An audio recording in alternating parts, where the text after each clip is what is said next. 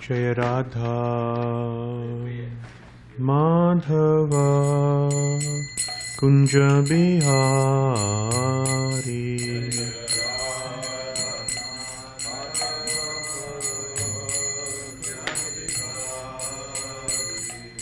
Jaya Radha Madhava Kunja Bihari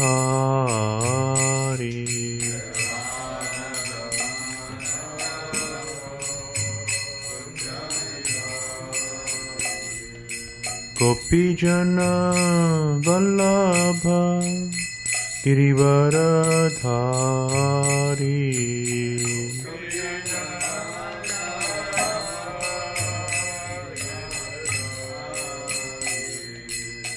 Yashoda Nandana Brajajana Ranjana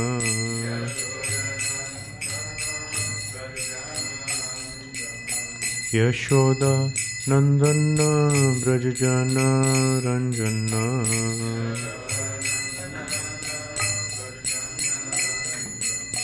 Jamuna Tiravana Chari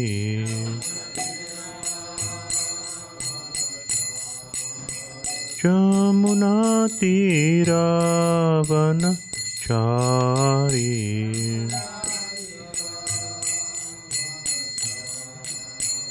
Jaya Radha Madhava Kunja Bihari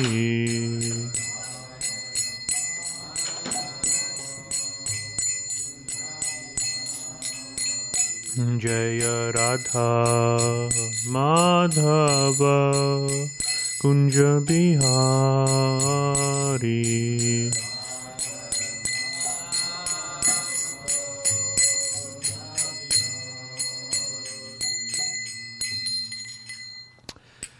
Jai Vishnupad Paramhamsa Rajakacharya Shota Shota Shri Srimati's Divine Grace A.C. Bhaktivedanta Swami Srila Prabhupada Ki Shri Shri Radha Giridhari Ki Shri Shri Jagannabalaya Subhadramai Ki Shri Shri Gaurnitai Ki ISKCON San Diego Ki Nittai Gaur Premanandi. All glories to some devotees, all glories to some devotees, all glories to some devotees, all glories to the lotus feet Shri Guru and Shri Guranga, all glories to Srila Prabhupada.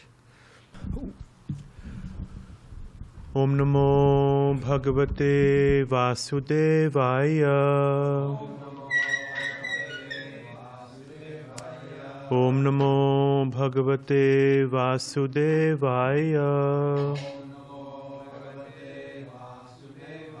Om Namo Bhagavate Vasudevaya. Narayanam Namaskritya Naram Chaiva Narottamam Devim Sarasatim Vyasam Tato Jayam Mudirayet Nashta Praeshu Bhadreshu Nityam Bhagavata Sevaya Bhagavati Uttama Shloke Bhaktir Bhavati Naishtaki. So we're reading from... one note. So there was a mix-up, and Ananda Caitanya Prabhu was given the wrong verses to study for, so we're just going to go ahead and have him speak on those verses. I can speak on anything, so we can carry on. You can go on, and then the verses, the past verses, so we're going to just kind of skip over some verses accidentally, but then Smarhari Prabhu can speak on them tomorrow, to kind of flip them, because you have 9 through 26, right? That's what you prepared for? Yes. Yeah, so we'll go ahead with that, and then tomorrow we'll catch up. Okay. So we're reading from Canto 9, Chapter 6. The chapter is entitled The Downfall of Saubhari Muni. And we're reading from text 9 until 26. 26 has a purport. Shall we read the Sanskrit on any of them? Yeah, the first one or the last one? Maybe the last one, yeah. Sure. What's the first verse? 9. So 969. Okay, so when King Ikshvaku, thus informed by Vashishta, understood what his son Vikukshi had done, he was extremely angry. Thus he ordered Vikukshi to leave the country because Vikukshi had violated the regulative principles. Text 10. Having been instructed by the great and learned Brahmana Vashishta, who discoursed about the absolute truth, Maharaj Ikshvaku became renounced. By following the principles for a yogi, he certainly achieved the supreme perfection after giving up his material body. After his father's disappearance, Vikukshi returned to the country and thus became the king, ruling the planet Earth and performing various sacrifices to satisfy the Supreme Personality of Godhead. Vikukshi later became celebrated as Shashada. The son of Shashada was Puranjaya, who is also known as Indravaha and sometimes as Kakutstha. Please hear from me how he received different names for different activities. Formerly there was a devastating war between the demigods and the demons. The demigods, having been defeated, accepted Puranjaya as their assistant and then conquered the demons. Therefore, this hero is known as Puranjaya, he who conquered the residents of the demons. Puranjaya agreed to kill all the demons on the condition that Indra would be his carrier. Because of pride, Indra could not accept this proposal, but later, by the order of the Supreme Lord, Vishnu, Indra did accept it and became a great bull carrier for Puranjaya. Well protected by armor and desiring to fight, Puranjaya took up a transcendental bow and very sharp arrows, and, while being highly praised by the demigods, he got up on the back of the bull Indra and sat on its hump. Thus he is known as Kakutstha. Being empowered by Lord Vishnu, who is a supersoul and the Supreme Person, Puranjaya sat on the great bull and is therefore known as Indravaha. Surrounded by the demigods, he attacked the residents of the demons in the west. There was a fierce battle between the demons and Puranjaya. Indeed, it was so fierce that when one hears about it, one's hair stands on end. Hairs stand on end. All the demons bold enough to come before Puranjaya were immediately sent to the residence of Yamaraj by his arrows. To save themselves from the blazing arrows of Indravaha, which resembled the flames of devastation at the end of the millennium, the demons who remained when the rest of their army was killed fled very quickly to their respective homes. After conquering the enemy, the saintly King Puranjaya gave everything, including the enemy's riches and wives, to Indra, who carries a thunderbolt. For this he is celebrated as Puranjaya. Thus Puranjaya is known by different names because of his different activities. The son of Puranjaya was known as Anena. Anena's son was Prithu, and Prithu's son was Vishwagandhi. Vishwagandhi's son was Chandra, and Chandra's son was Yuvanāśva. The son of Yuvanāśva was Svavasta, who constructed a township known as Svavastipuri. The son of Svavasta was Brihadashva, and his son was Kuvalayashva.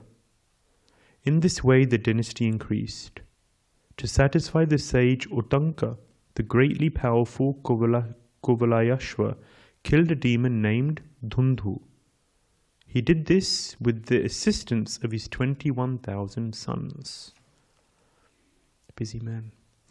O Maharaj Parikshit, for this reason Kuvalayashva is celebrated as Dhundumara, the killer of Dhundhu. All but 3 of his sons, however, were burnt to ashes by the fire emanating from Dhundhu's mouth.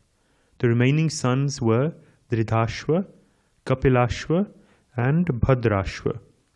From Dridhashva came a son named Haryashva, whose son is celebrated as Nikumbha. The son of Nikumbha was Bahulashva. The son of Bahulashva was Krishashva. The son of Krishashva was Senajit. And the son of Senajit was Yuvanāśva. Yuvanāśva had no sons, and thus he retired from family life and went to the forest. So we'll read the Sanskrit for 26 in call and response. Bharyashatena nirvinna Rishayosya kripalava Ishtim sma vartayam chakrur Aindrim te susammahita Bharyashatena nirvinna Rishayosya kripalava Ishtim sma vartayam chakrur Aindrim te susamahita Bharyashatena nirvinna Rishayosya kapalava Ishtim sma vartayam chakrur Aindrim te susamahita.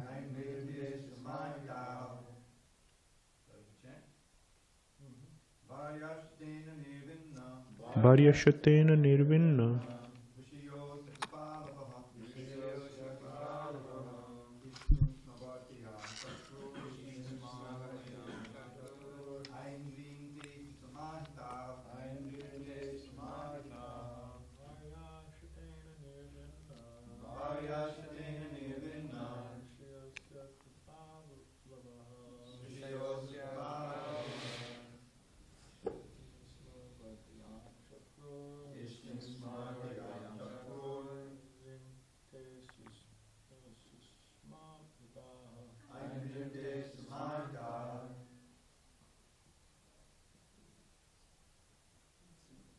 Vaishnavis.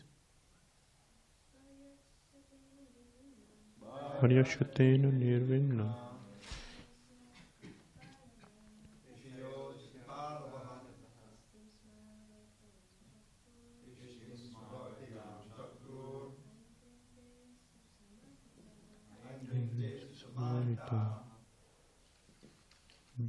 Bharyashatena, with 100 wives. Nirvinna, very morose. Rishya, the sages in the forest. Asya, upon him. Kripalavaha, very merciful. Ishtim, a ritualistic ceremony. Sma, in the past. Vartayam, chakru, began to execute. Aindrim, known as an Indra Yagya. Te, all of them. Susamahita, being very careful and attentive. Translation and purport by His Divine Grace, A.C. Bhakti-Vedanta Prabhupada, Srila Prabhupada Ki. Although Yuvanāśva went into the forest with his 100 wives, all of them were very morose. The sages in the forest, however, being very kind to the king, began very carefully and attentively performing an Indra Yagya so that the king might have a son. Purport.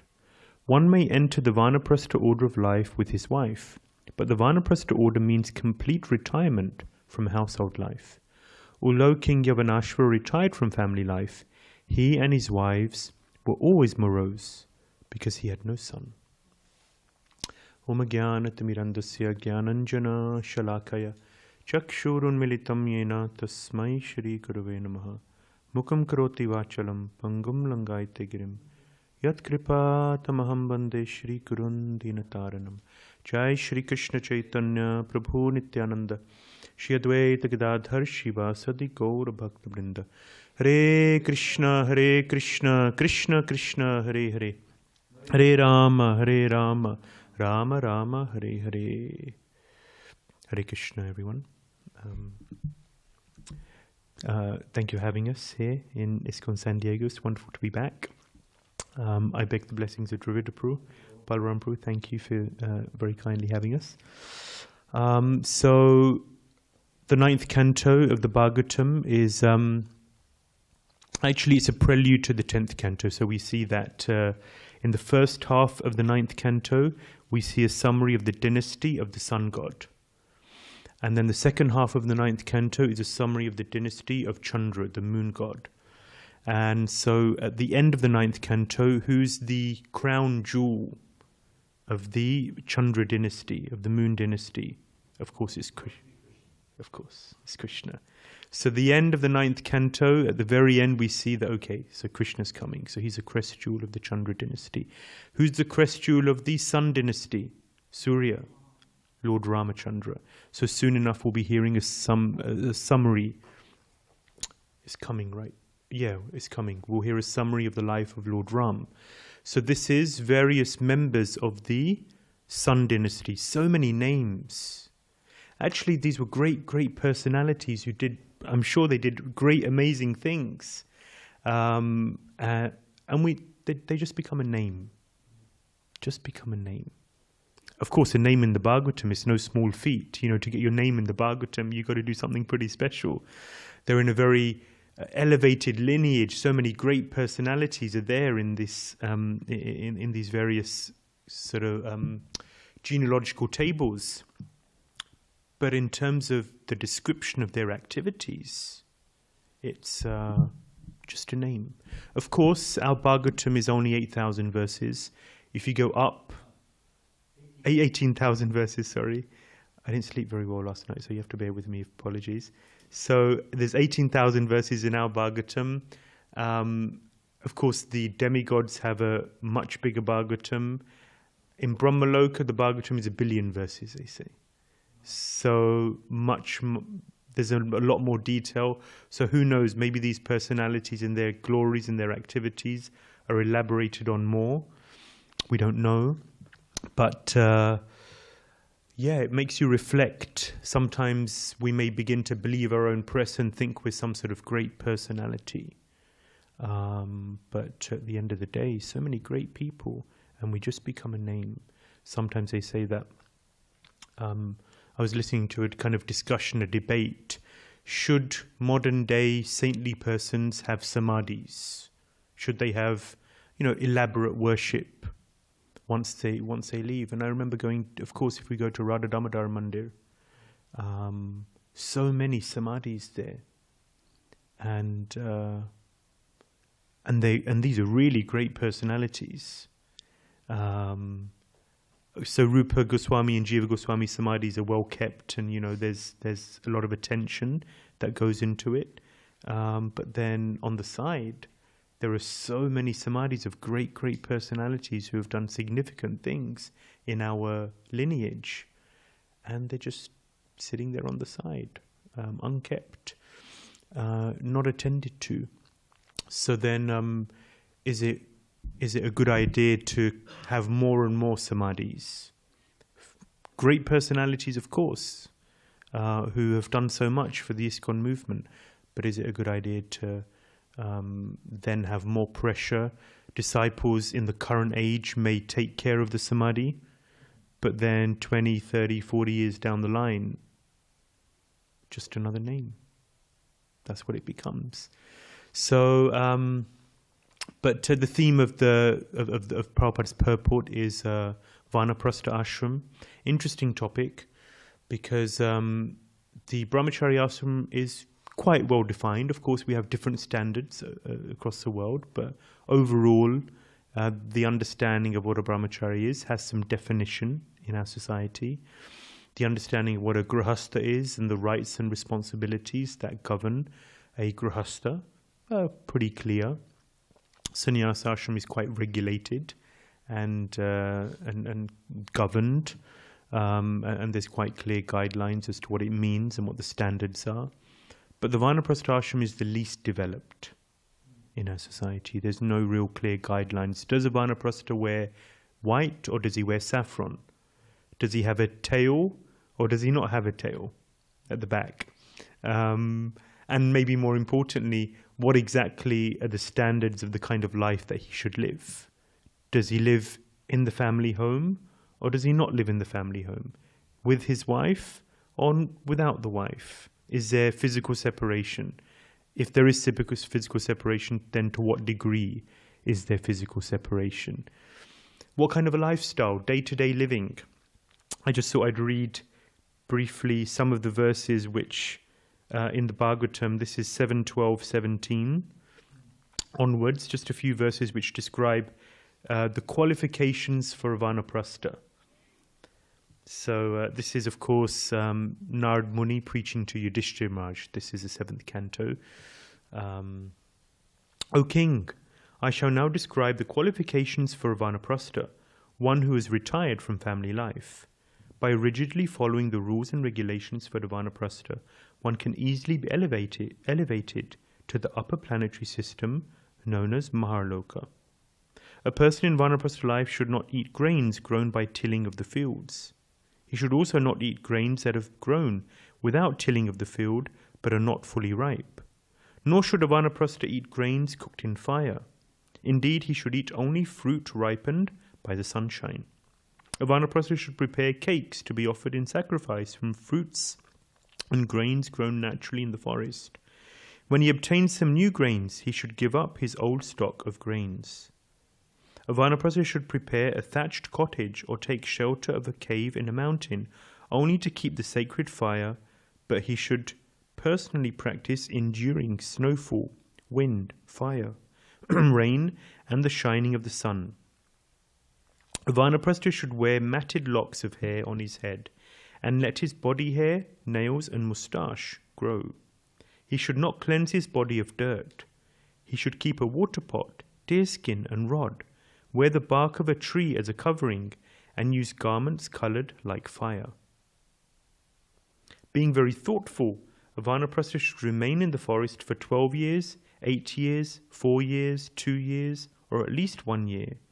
He should behave in such a way that he will not be disturbed or troubled by too much austerity.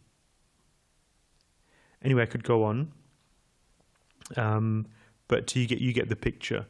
This is the Bhagavatam. Bhagavatam is a Paramahamsa Samhita. This is our prime pramanamamalam. This is our number one form evidence. This is key instructions of how we should live. So are these the recommendations for a Vānaprastha? Is this what we should? Are these the standards that we should institute for a Vānaprastha in our society? So there's principles and there's details. In life, we see this all the time. There's principles and there's details. So, of course, here we see that there's, in the Bhagavatam, it gives various details on how a Vānaprastha should live, but we should grasp the principle. So what exactly is the key principles which govern a Vānaprastha? Simplicity, a certain detachment, a stepping back. For 25 plus years, an individual has engaged with the material energy in so many ways. There's so much that a grihastha has to do, so many responsibilities. When I talk to my grihastha friends, I feel or remind myself how privileged our life is as brahmacharis in so many ways. There's so many things that we don't have to do. In many ways, it's a carefree life, unless you're a temple president or a manager. You can preach. You get up in the morning, you can chant Hare Krishna without any responsibilities, without anything else to do. Okay, and maybe someone's got to cook and someone's got a bit of pujari services, a bit of variation maybe. But I was talking to a friend of mine, he's got 3 kids and works a very busy job. He's a banker. And it's a crazy life. It's a crazy life. He tries to get up early in the morning, 5 o'clock, chant his rounds. But if he gets up, then his daughter's got some sort of sixth sense. When her daddy's up, then she gets up too. And he's trying to sit there, chant his rounds. And then the daughter's crawling all over him, shouting in his ear, wanting attention, needs a bathroom. And he's got to take care of his daughter. He wanted to be brahmachari in this life, but it didn't work out for him. We're same age, so he wanted to join when I joined, but his friends told him not to. My friends told me not to as well, but I didn't listen to them. And he tells me, he says, "You're really fortunate." He always tells me, "You're really fortunate, because I can just sit down and chant Hare Krishna. Such a boon, such a blessing, such a privilege to be able to do that. And everything else. You have a freedom to just preach, to share Krishna consciousness, to practice Krishna consciousness. It is such a privilege to be able to do that. Such a facility that Prabhupada has given us to practice Krishna consciousness and to share Krishna consciousness with a focus, without anything else." But then devotees who are living as householders, they have to do those things as well. You know, they got to practice Krishna consciousness, they got to chant their rounds, they got to read Bhagavatam, they got to preach, and on top of that, they have so many other things that they have to take care of. Maintaining a household is intense. Prabhu knows, right? I mean, so many things you have to do, and then maintaining a wife, or for a woman to maintain a husband, and then children, and then work a job, and then fix the car, and then the leak in the roof, and then the this, and then the that, and there's so many things to do. So 25, 30 years are spent where it's very difficult to really absorb in Krishna consciousness, to really focus, to really be single-pointed, because there's always so many distractions and always so many things going on. And so the idea of Vānaprastha life is to step back, simplify life, and to really focus more and more on Krishna consciousness. There was one couple, good devotees, serious devotees. They're both doctors. They live in Nottingham, north of middle of England. And my spiritual master, they're my god family. My spiritual master told them when they retired, he said, now you have to really catch up. You have to catch up on all of those years. They're bringing up two boys, both working busy lives as doctors. And he said, now you have to catch up. So he instructed them, chant 32 rounds every day and read Bhagavatam for 4 hours. So that was their instruction. And they're doing it. And they're doing that. And they're blissful. Because for so many years, they had so many other responsibilities. But they were seriously practicing Krishna consciousness. But they had a yearning and a desire to go deeper. But they genuinely just didn't have the time to do that. So that when it came to the point where, okay, now we're going to retire, they were just burning for it. So they're just diving in. And now they're diving in, and now they're really relishing those years of austerities, the years and decades of just desiring to just practice Krishna consciousness. Now they have that opportunity. So now they're just diving in. And they're writing also, they're writing their realizations, and so on. And they're blissful. They're blissful because they're practicing Krishna consciousness. So so that's the idea. If one practices Krishna consciousness well, if one practices nicely, then there's a natural desire. It's not difficult to let go because you have a clear idea that, okay, well, this is something that I had to do, but now I just really want to focus on the absolute. I really want to focus on cultivating Krishna consciousness. And but at the same time, that may not always be the case. It may be difficult to let go because you engage. And naturally, dhyayato vishaya pumsam sangateshu pajayate, when you engage with and connect with the material energy over such a long period of time, naturally attachment develops. So whatever we connect with, whether it's with our eyes, our ears, our nose, our tongue, our touch, we become attached to that thing. And therefore, attachments are strong. But in order to attain Krishna, in order to really grab hold of Krishna's lotus feet, we have to let go. This is necessary. Once there was a farmer, and he had a problem. There were monkeys around. and the monkeys were eating and destroying all of his crops. So it was a real problem, and he didn't know what to do. So then a friend advised him. He gave him an idea. So what they did is that they got empty coconut shells, and they drilled a hole into the coconut shell, and they put bananas into the coconut shell, and they put them up in a tree. So lots of coconut shells with bananas inside in the tree. So the holes were just big enough for the monkeys to get their hands in, but not big enough for the monkeys to take the hand out with the banana. So the monkeys, you know, they could smell something interesting. So they're up in the trees and they see inside, wow, there's bananas in the coconut shells. So the monkeys put the banana inside their hand inside the coconut shell. They grab the banana, but they're trying to take their hands out.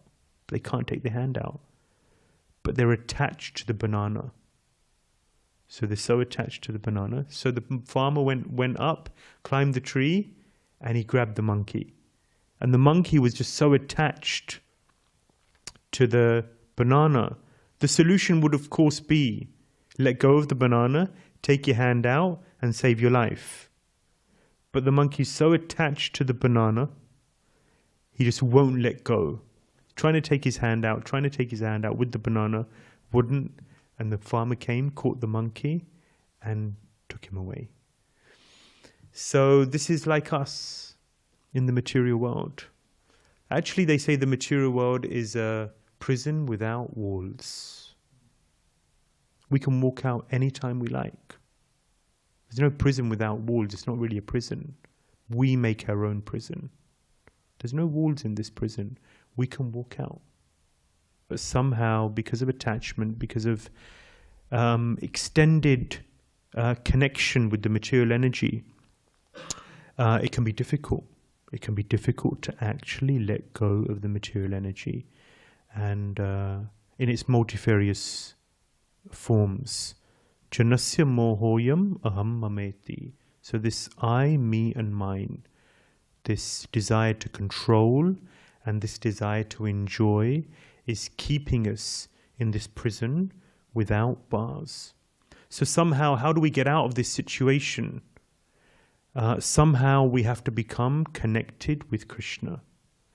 We have to develop a higher taste. We have to become attached more to Krishna. Because often we talk about anartha nivritti. A lot of classes, seminars, etc. these days are given on the anarthas, on the unwanted habits, on things we have to let go. And there's a place for that, of course. But at the same time, there can be more said on the topic of artha pravritti. So there's one thing about letting go of those things that we don't want. But Bhaktisiddhanta Saraswati Thakur said that, okay, there's so much talk about anartha nivritti. If you're saying neti, neti, not this, not this, not this, you almost become like a Mayavadi. He says there has to be more, where devotees are thinking about and meditating on artha pravritti, cultivating those things, positive things in Krishna consciousness, cultivating more and more of an attachment for Krishna, because then we gain the higher taste. Param drishtva nivartate. Raso varjam rasopi asya param drishtva nivartate. The soul is naturally pleasure-seeking. It's looking for something more. It's looking for some taste. And therefore, alongside subduing the material attachments, that has to be there, sure, one also has to look to cultivate more and more of a connection with Krishna. And therefore, cultivating spiritual desires is very, very important. We all have to know, what is it that I like to do in Krishna consciousness? What gives me taste? Where do I naturally connect with Krishna? So for some it may be kirtan, listening to kirtan, playing kirtan. For some it may be reading Bhagavatam. For some it may be quality association with devotees. For some it may be preaching. Of course, one needs a healthy, balanced diet in Krishna consciousness, but also, where does one gain most strength? So we need to know where our safe space is, where we naturally gain strength and inspiration in our Krishna consciousness. And at the same time, we have to connect with Krishna. Krishna is a person. And he has there is no tradition which has more insight into the name, form, qualities, abode, associates, and pastimes of Krishna. And by reading about those, by hearing about them, we gain more and more of a connection with Krishna. So that when we chant Hare Krishna, who is that Krishna? The name should be pregnant with meaning. It shouldn't just be another sound, another word, but it should mean something to us. And so it's very important, alongside the day-to-day activities which we're responsible for, we have to develop a connection with Krishna. So Krishna, that's ultimately what he's really looking for. He's looking for interest in him. And our service is our way of showing him that we care. So there's a lot of emphasis on doing things. And our mission, Prabhupada has given us such a broad arena of services to do. There's something for everyone in Krishna consciousness. Something which can engage everyone's skills, talents, and abilities. So there's so much that we can do in Krishna consciousness. But something that's often neglected is the mood that we do it in. So Jiva Goswami breaks down devotional service into two parts. He says there's Cheshta Rup Bhakti and there's Bhava Rup Bhakti. So Cheshta means the activity, what we actually do. So someone may be entrusted with cleaning this temple room. Someone else with making the offering to the deities or dressing the deities. Someone else with cooking. Someone else with going out to distribute books. All of these involve some activity. You're doing something, the actual physical activity. And that is the Cheshta Rup Bhakti. That is a part of Bhakti. Yes. Yeah. So Bhakti doesn't mean that you just sit there idle and do nothing. So there's an activity. But at the same time, alongside that, there is a bhava. There's a mood that we do that service with. That's the bhava rup bhakti. So bhava here doesn't mean ecstatic devotion. Bhava means the mood, the feeling. And what does that mean? That means that Krishna, I'm doing this for you. Krishna, I'm doing this for your pleasure. And we have to become more and more conscious of that. That Krishna, this is for you. So for example, when I'm distributing books, one thing I try and do whenever a book goes out, then I say to Krishna, Krishna, that's for you. That's for your pleasure. Krishna, I want your name to be glorified. Prabhupada, Ebe Jash Kushukte Bhuvana. May the whole world sing your glories. So, and this reminds us, what am I doing this for? Who am I doing this for? Whose pleasure am I doing this for? It becomes more and more of a conscious, loving offering for Krishna. Because Krishna is not really, on one level, numbers are important, and I'm all about numbers. Books should go out in huge quantities. But on one level, for Krishna, Patram Pushpam Phalam Toyam, that's not really his concern. What you offer, a leaf, a flower, fruit, or water, 1,000 books or 1,000,000 books. But what he really wants is Yome Bhakti Prachati. He's really interested in the bhakti. How much love is there in this offering? And the numbers, the degree to which we exert ourselves, and therefore numbers come from that exertion, is also an offering of love. That's also a sign of love.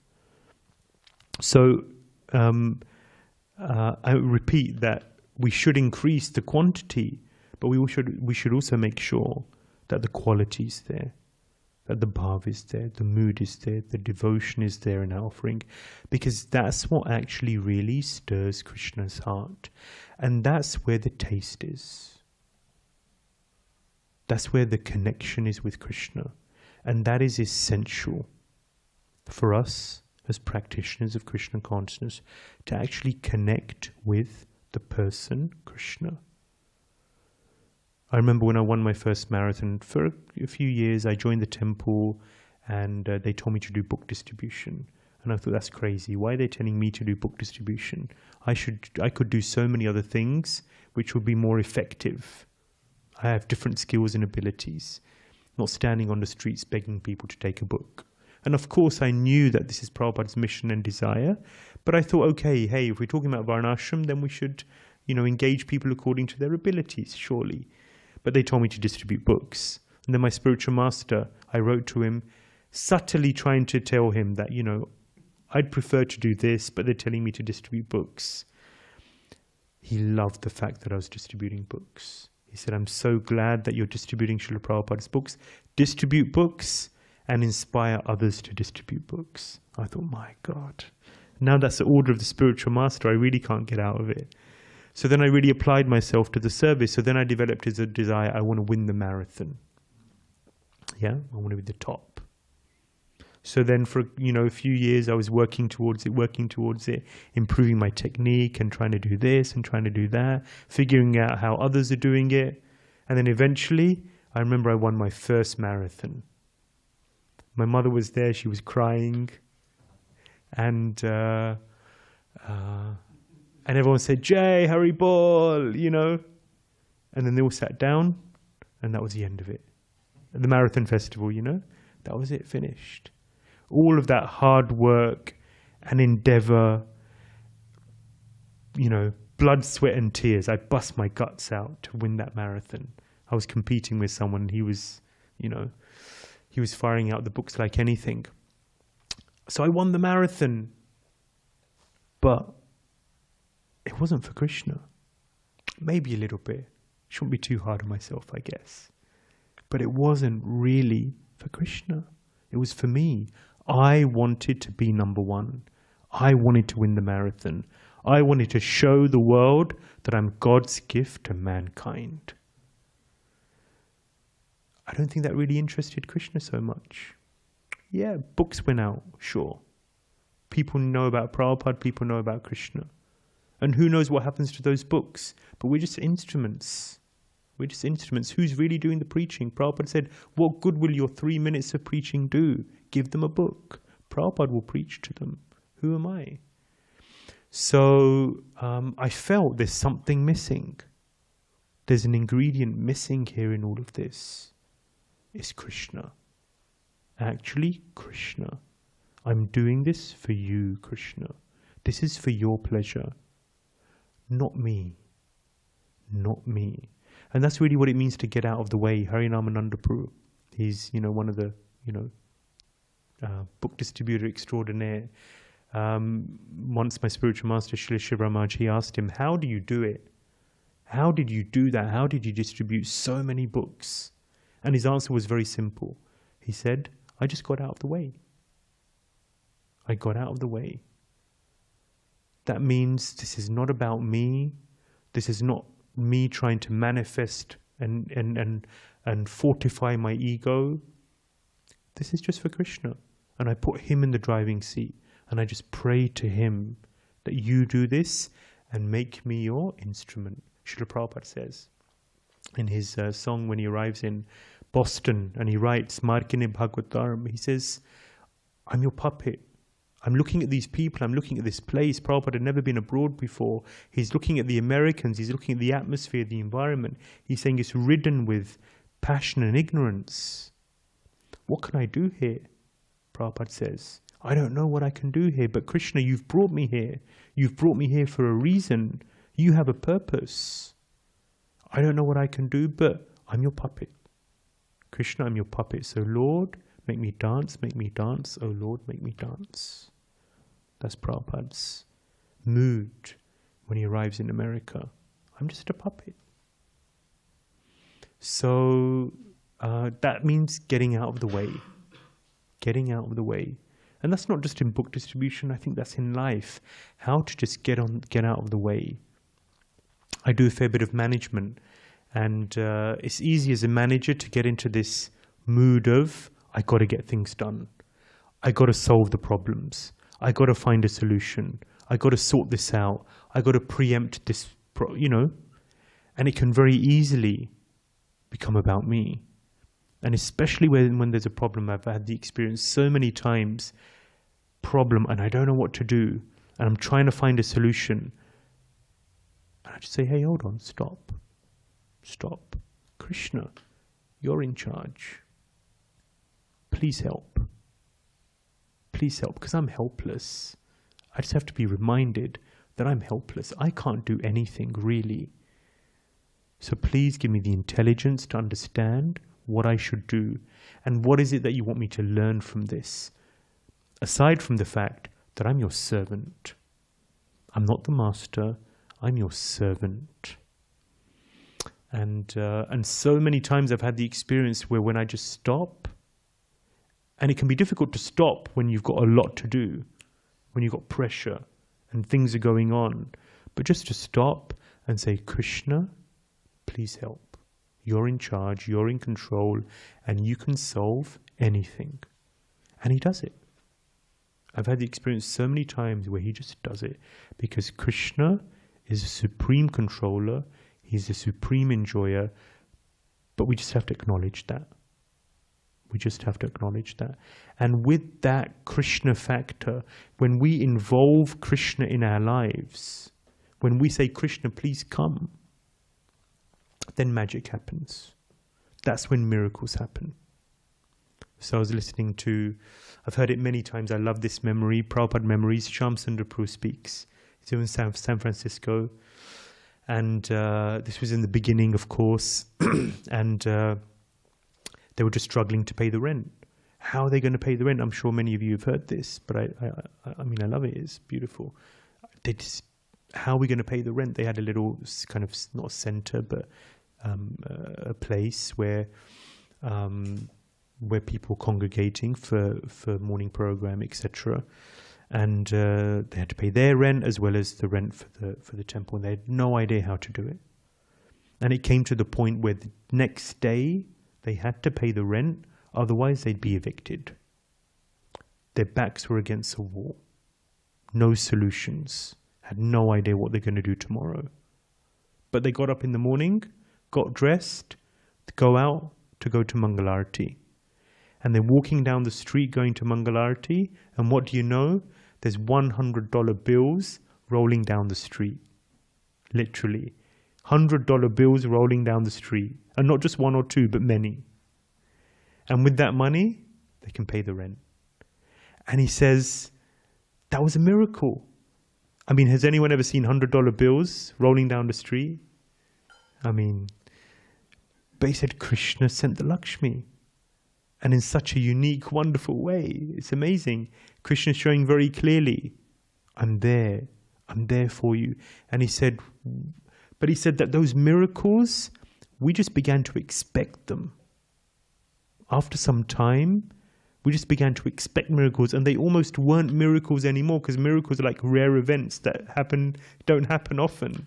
But they're just happening so often, we just got used to them. And he said that was the life they were leading. That was how Prabhupada taught them to live, to be dependent on Krishna. And just to put yourself on the line, to really give yourself. And then Krishna comes through. And this recording, I mean, he probably recorded this about 25 years ago, maybe more. But he says at the end of this, is that I fear that this mood is being lost in our society. That mood of intense surrender, of dependence on Krishna is being lost. And that was 25, 30 years ago. And I'm reflecting on how things were then, or what I hear, how things were, and how things are now. In our own little lives, we have to try and cultivate that mood. Because I think that's how to experience Krishna more and more in our lives.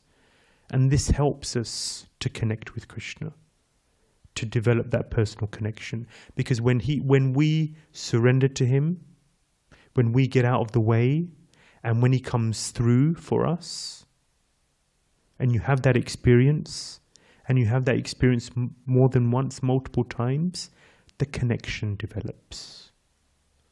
The relationship develops. That person who we read about in the Bhagavatam who performs all these wonderful pastimes, it can seem a little distant. But when we allow him into our lives and allow him to carry out his magic, then that person seems closer and closer and closer. And we realize, oh, he's right there. He's right there. He's so close. He's the closest. He's the most wonderful. He's the most magical. So at a certain point they say that, at the beginning, you're trying to figure out Krishna's pastimes. How does it all work? How does he do that? How does this work? This doesn't make sense. Logical. I remember many years ago I was asking Pankajangi Prabhu all sorts of questions about Krishna's pastimes, about Bhagavatam. And at a certain point he said, and he's got quite strong, which is rare. They were always, Pankajangi Prabhu and Ananda Prabhu, very soft. And at a certain point he said to me, you have to understand that you can't understand everything. You can't control Krishna. Because the nature sometimes is, with the intelligence, to understand all of the intricate details. But understanding is a form of controlling. You can't understand everything. And you just have to accept that. You have to understand. And then I was reflecting that, at a certain point, Krishna becomes not something you're trying to, like a goldfish in a bowl, trying to observe it and watch it, but just appreciate and just be in wonder of Krishna. How wonderful. There's one chapter in Teachings of Lord Caitanya. Of course, that's a summary of some of the main conversations in the Chaitanya Charitamrita. And the title is Wonderful Krishna. Wonderful Krishna. And that wonderful Krishna we have to connect with. Okay, I'm going to stop there. It's 8:41. Yes, Prabhu, please. Please, a poem. Well, no. No? Okay. I can do a poem, but that story I heard about the $100 bills flowing in. But there's another one that's maybe not quite as famous. Same idea. Philadelphia, Rabindra Swarup was in charge in the early days, They didn't have the place they have now. They had a smaller place. But the rent was due. And they didn't know what to do. So it may have been after this one because then he said, well, we just go out on Harinam. Krishna will take care of it. So they're downtown in Philadelphia, and all the devotees are out, obviously, and they're all chanting. And at a certain point, Rabindra Swarup sees a tall man I had this impression of maybe not a white suit, but a light suit, He stood out in the crowd. He walked across the street, walked in front of the chanting devotees, and handed Rabindra Swarup an envelope and walked on. And in that envelope was exactly the amount of the rent that they needed to pay. Wow. And that's pretty much as amazing as the $100 bills. It's in the same guy. Yeah. But I couldn't help. I mean, that when I heard about it, that's okay. And this is Krishna's Krishna there. consciousness. Krishna's there. Thank you so much, Prabhu.